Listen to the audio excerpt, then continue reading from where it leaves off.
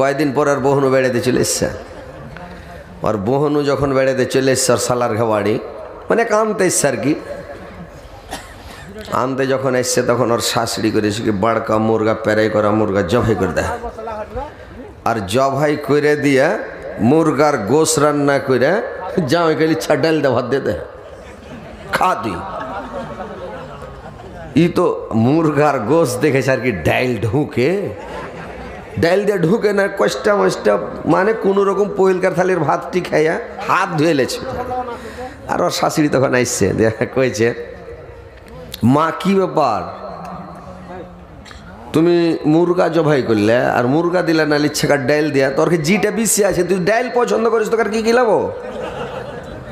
তো বলছে মা কি ব্যাপার কিছু যে দিলে না মুরগার গোষ্ঠস দিলাম মুরগা জবাই করলে কি ব্যাপার। তখন ওর শাশুড়ি বলছে হামারা দেশ মে সহি চাল মারেঙ্গে মুরগা তো হো যায়গা ডাল। তো জামাইটা তো খ্যাপালায় আসলে কঞ্জুস। তো ই তখন করেছে কি থালি গামলা খোরা বাটি যত যায় সবকে বাঁধতে শুরু করেছে, গামছাখানটাকে পেড়ে দিয়েছে দিয়ে আর বাঁধতে শুরু করে দেয়। তো আর শাশুড়ি বলছে যে আরে ভাই যেগুলো বাঁধছো কেনে, কইছে হামারা দেশ মে এই সহি চাল খাইয়েঙ্গে ভাত তো বাঁধ লেঙ্গে থাল, খাইয়াটে থালি গামলা সব বেঁধে বাড়ি চলে যাবো।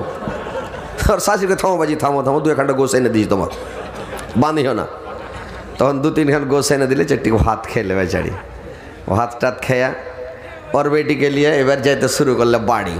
তো এরা সাত ভাই ওকে শিখিয়ে দিয়েছে বাড়ি যাবি, বাড়ি যে রাইতে ওকে যখন ভাত খেতে দিবি তোতে নিন্ধের গুলি মিশাল করে নিশা লাগিয়ে ওকে ফালাট করে দিবি একবারে, ট্যাবলেট বেঁধে দে দেখেন নিশার লিয়ে যাইয়া করেছি কি বাড়ি লে যা জুত করে খিলালছে। রাত 10টা-11টা হয়েছে, একদম ফালাট বেহুশ লাগ ডাকতে শুরু।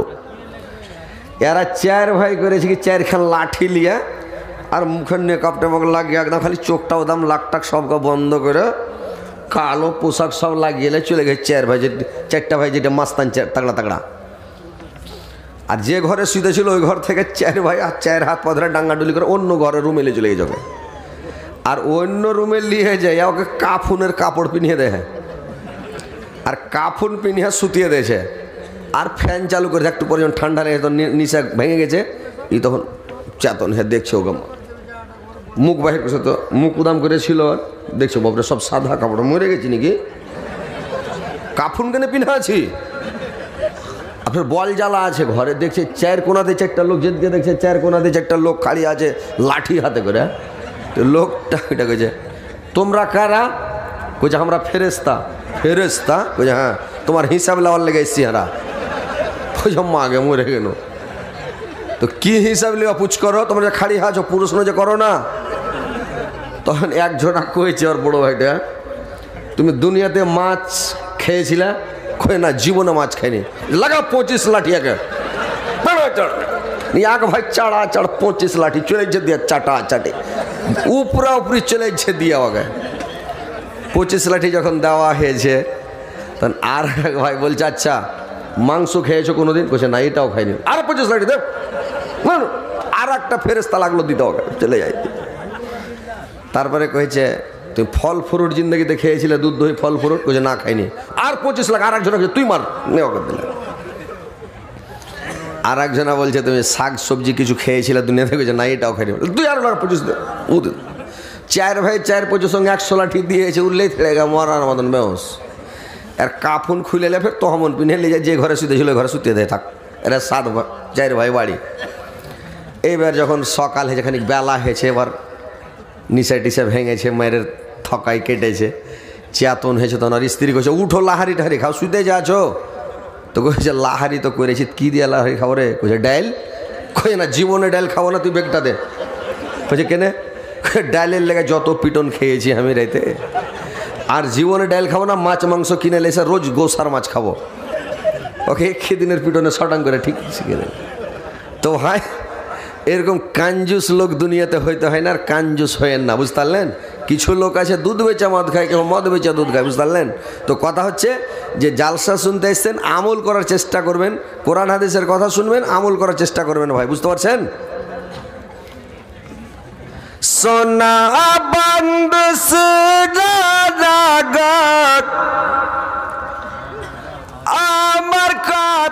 শুনো না, তিনি মাদের দয়ার নবী, তাকে তোমরা চিনো না। তিনি মাদের দয়ার নবী, তাকে তোমরা চিনো না। দয়ার নবী অহদ প্রান্তক ধর্ম যুদ্ধ করেছে,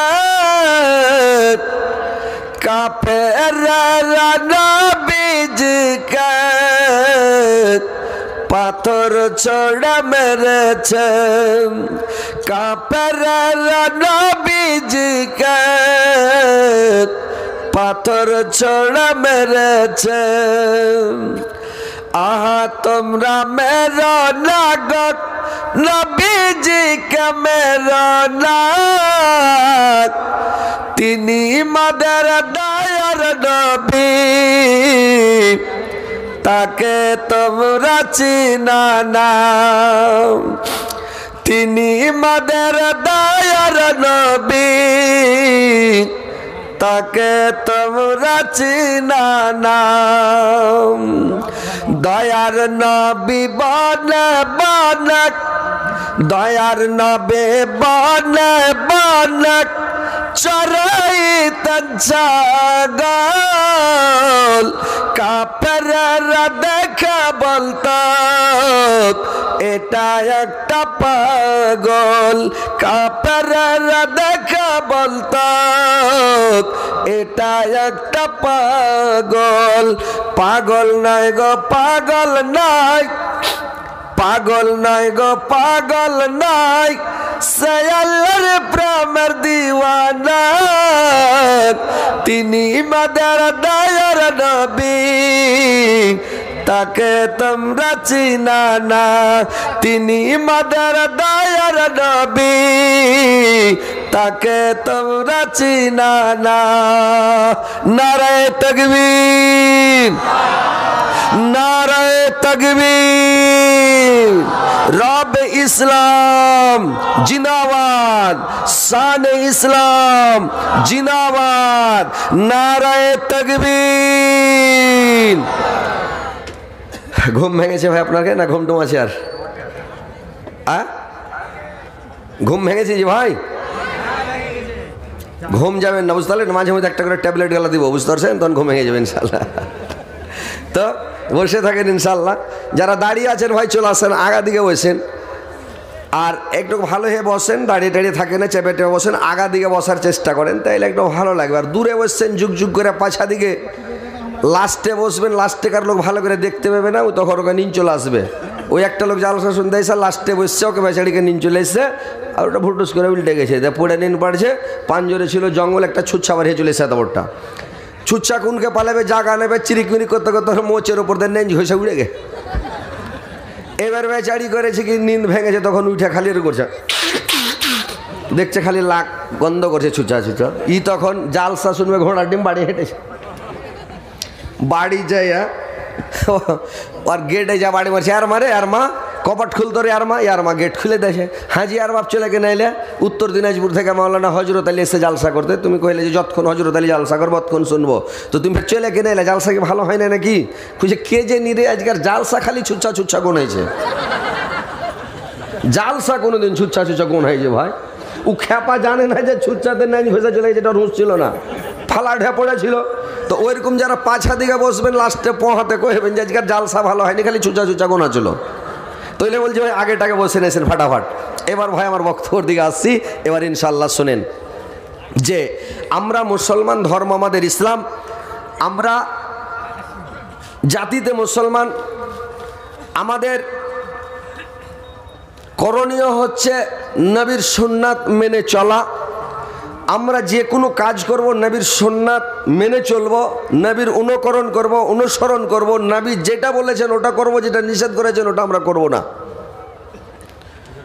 আল্লাহর নবী আমাদেরকে সব কিছু এ থেকে জেড পর্যন্ত, এ টু জেড শিখিয়ে গেছেন, কোন সময় কোন কাজ করতে হবে, কেমন করে করতে হবে, কি করে করতে হবে, সম্পূর্ণ আল্লাহর নবী শিখিয়ে গেছেন। আল্লাহর নবীর চরিত্রটাই হচ্ছে হাদিস, আল্লাহর নবীর জিন্দগিটাই হাদিস। আল্লাহর নবী আমাদের সব কিছু শিখে গেছেন। যে কোনো কাজ করব যেন আমরা নবীর সুন্নাত তরিকা মোতাবেক কাজ করি, তাহলে আমরা মুসলমান দাবি করতে পারবো, আমরা অরিজিনালের মুসলমান হতে পারবো ভাই। আর যদি আমরা খালি নাম রাখি, নামধারী মুসলমান, তাহলে আমাদের কাজ হবে ভাই? নামের মুসলমান থাকলে কাজ হবে? পৃথিবীর খবর আপনারা রাখছেন, সারা দুনিয়ার খবর আছে। আজকে তুরস্কের খবর আপনারা মোবাইলে দেখছেন, ফেসবুকে দেখছেন তুরস্কের খবর। ভাই আমার, আজকে দেখেন কত বড় গজব, কত বড় আযাব এসেছে পৃথিবীতে,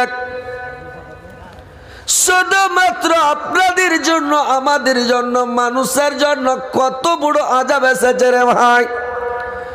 যারা ফেসবুক চালাচ্ছেন, ফেসবুক খুলেন আর দেখেন যে তুরস্কের মাটিতে আজকে বড় বড় 10 তলা, 20 তলা, 50 তলা বিল্ডিং ভূমিকম্পতে শব্দ মানে পড়ে যাচ্ছে, সব চাপা পড়ে পড়ে মরে যাচ্ছে। কেন মরছে রে ভাই? এই মানুষের পাপের কারণে, মানুষের অন্যায়ের কারণে, মানুষের গুনাহের কারণে আল্লাহ এই আযাব শুরু করেছে। আবার নতুন আযাব একটা চালু হয়েছে, কি দেখেন, মানে ইন্দোনেশিয়াতেও শুরু হয়ে গেছে ভূমিকম্প, সুইজারল্যান্ডে শুরু হয়েছে, মানে ভূমিকম্প প্লাস ঘূর্ণিঝড় দিয়ে, পানি দিয়ে, তুফান দিয়ে মানুষ বের হতেও পারে না, ঘর থেকে বের হতে পারে না। আবার জালজালা শুরু হয়েছে ভূমিকম্প, ওপর দিকে ঘর ভুসড়ে পড়ছে, বাইরে যেতে পারে না, ঝড়ে মরবে। বড় বড় গাছগুলা উল্টা উল্টা ঘরের ওপরে পড়ছে, রাস্তাতে পড়ছে, যানবাহন শেষ, আপনার কারেন্ট শেষ, কারেন্ট নাই, এমন অবস্থা, রাস্তাঘাটের যোগাযোগ বিচ্ছিন্ন, ব্রিজ টিরিজ সব ভেঙে শেষ হয়ে গেল। কিসের কারণে এই যে আযাবটা এসছে? কেন আপনাদের ওপরে, আমাদের ওপরে আনে বলা আছে? এই আযাবটা ভারতেও ঢুকবে বলছে, বাংলাদেশেও যাবে, কিছু চীনের মধ্যেও যাবে। তো এই আযাবটা যে এসছে কাদের কারণে? এই মানুষের কারণে। মানুষ যে পাপ করছে, আল্লাহকে চিনে না, আল্লাহকে ডাকে না, এই কারণে এত বড় আযাব আল্লাহ দিয়েছে যে বলার শেষ নাই। মানুষ চাপা পড়ে পড়ে মরে যাচ্ছে, মানুষ চাপা পড়ে পড়ে শেষ হয়ে যাচ্ছে। ভাইরে আমার, বন্ধুরে আমার, তুরস্কের মাটিতে যে ভূমিকম্পটা চালু হয়েছে দেখে আপনারা যদি দেখেন চোখের পানি ধরে রাখতে পারবেন না। যখন মানে তুরস্কের যখন দৃশ্যগুলো দেখি চোখ দিয়ে পানি ঝরঝর করে বয়ে যায়, বরদাস্ত করতে পারা যায় না। ভাইরা আমার, বাপ মরে গেছে, মা বেঁচে আছে, মা মরে গেছে, বাপ বেঁচে আছে, বাপ মা মরে গেছে, ছেলে বেঁচে আছে, এরকম অবস্থা ভূমিকম্পে ঘর চেপে পড়েছে।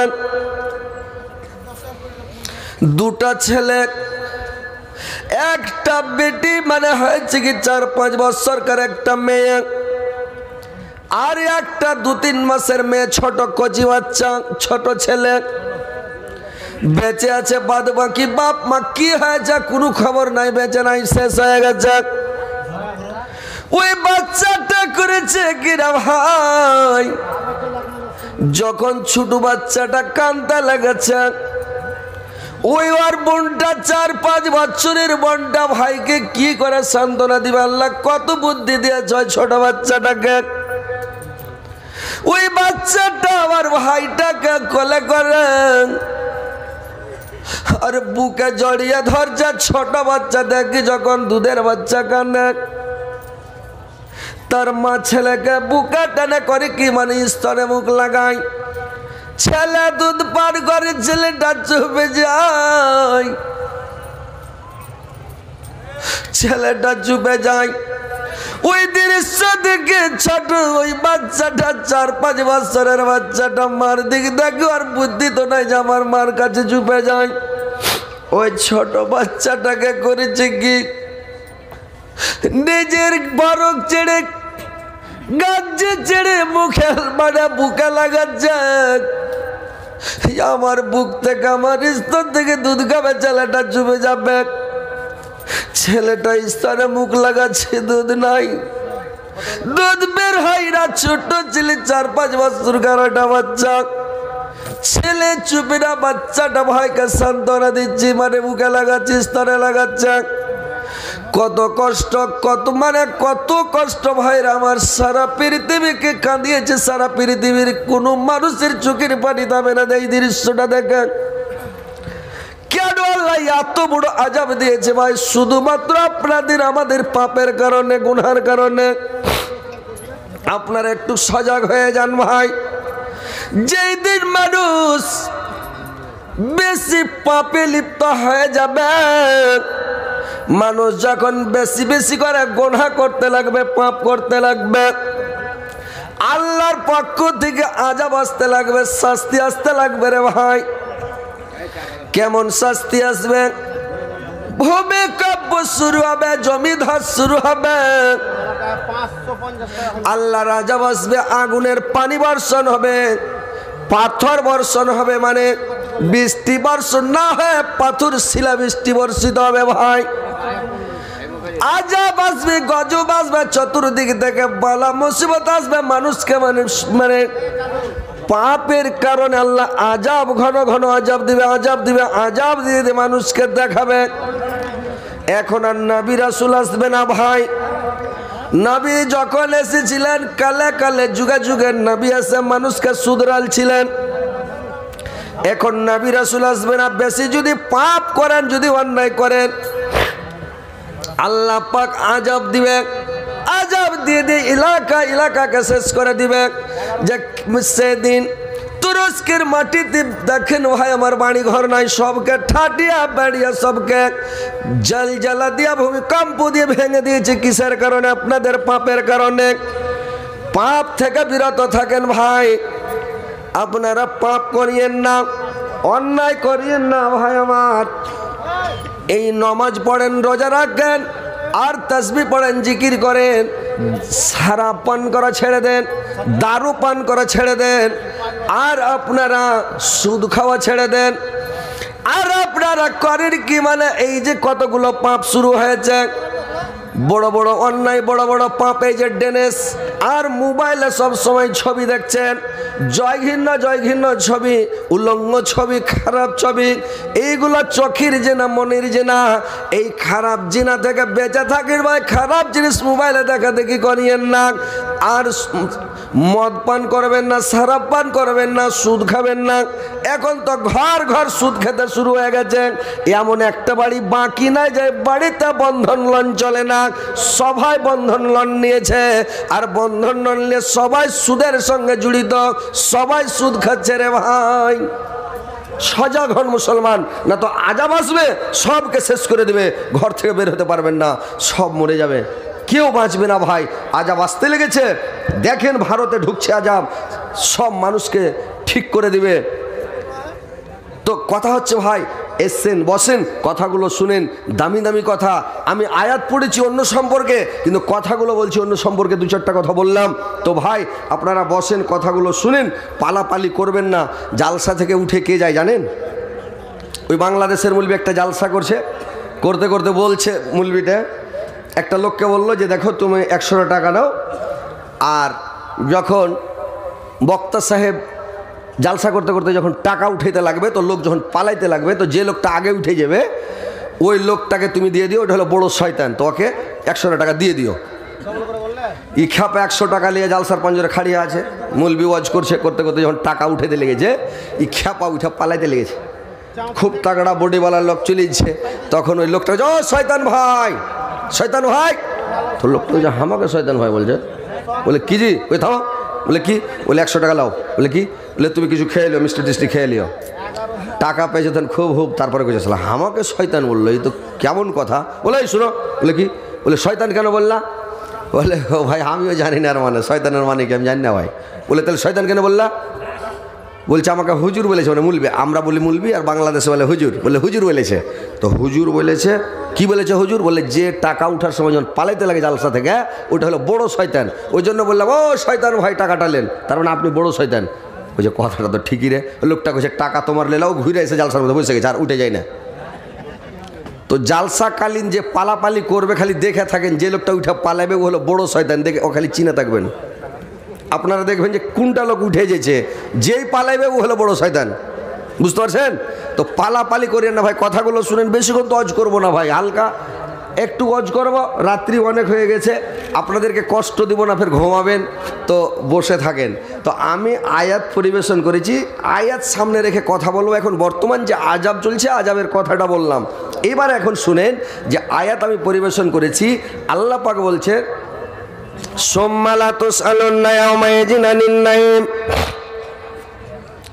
আল্লাহ বলছেন, আমি কিয়ামতের দিন আমি সর্বপ্রথম আমার বান্দার কাছে আমার নিয়ামতের হিসাব আমি নেব। আমার বান্দাদেরকে যা আমি নিয়ামত দান করেছিলাম, পৃথিবীতে নিয়ামত দিয়েছিলাম, তোমাদেরকে আমি কত সুন্দর সুন্দর নিয়ামত দান করেছিলাম, তোমরা আমার নিয়ামতগুলোকে ভক্ষণ করেছিলাম, আর তোমরা আমার নিয়ামতের কি শুকরিয়া আদায় করেছো রে মানুষ? আল্লাহ নিয়ামতের প্রশ্ন করবে, ভাই আপনি নিয়ামতের জবাব দিতে পারবেন বলেন তো? আল্লাহ বলবেন, রে মানুষ, তোমাকে আমি কত সুন্দর করে তৈরি করেছে, তোমাকে আমি 18,000 মাখলুকাতের মধ্যে সবচাইতে সর্বোত্তম, সর্বের সর্বা আশরাফুল মাখলুকাত করে তৈরি করেছি। আল্লাহ 3টা জিনিসের কসম খেয়ে বলেছেন যে আমি মানুষকে সুন্দর চাচে তৈরি করেছি। ওয়া তিন ওয়া জাইতুন, আল্লাহ জাইতুন ফলের কসম খেয়ে বলছেন, ওয়া তিন ওয়া জাইতুন ওয়া তুরাসিনিন, এবং তুরাসিনিন পাহাড়ের কসম, তুর পাহাড়ের কসম। যে তুরাসিনিন তুর পাহাড়ে মুসা আলাইহিস সালাম আল্লাহর সঙ্গে ডাইরেক্ট কথা বলতেন, ওই তুর পাহাড়ের কসম। ওয়াহাজাল বালাদিল আমিন, নিরাপত্তা মক্কা নগরের কসম।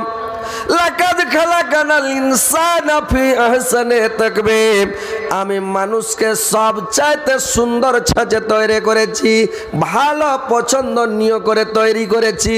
দেখেন তো ভাই, নিজের বডিটার দিকে দেখেন, চেহারার দিকে দেখেন, আর আল্লাহর শুকরিয়া আদায় করবেন কিনা নিজে নিজে বলেন তো, যে আপনার মতো আমার মতো কি পৃথিবীতে কোনো মাখলুক সুন্দর আছে? জি ভাই, আছে?